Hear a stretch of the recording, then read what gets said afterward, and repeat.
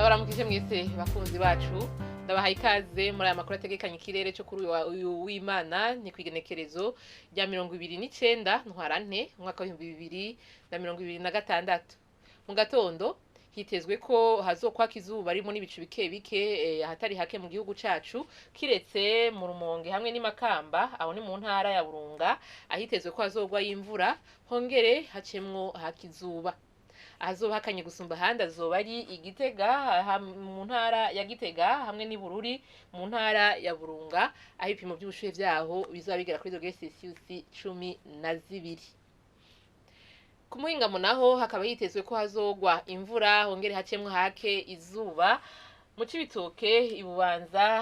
Ibujumbura aho ni mu ntara ya Bujumbura mu Rumonge Ibururi Imakamba hamwe no mu Rutana mu ntara ya Burunga hamwe no mu Ruyigi mu ntara ya Buhumuza ahasigaye hakazoka akayizuba ririmo n'ibicu bike bike azoba hashushe gusumba handi azoba ari mu Cibitoke aho ni mu ntara ya Bujumbura aho ipimo by'ubushuhe vyaho bizoba bigera kuri dogere Celsius 30. Ejo mu gatondo hatekanijwe ko izuba rizoseruka igihe cy'isaha 12 zirengako iminota 5 rirenge igihe cy'isaha 12 zirengako iminota 10 z'umugoroba. Nuko rero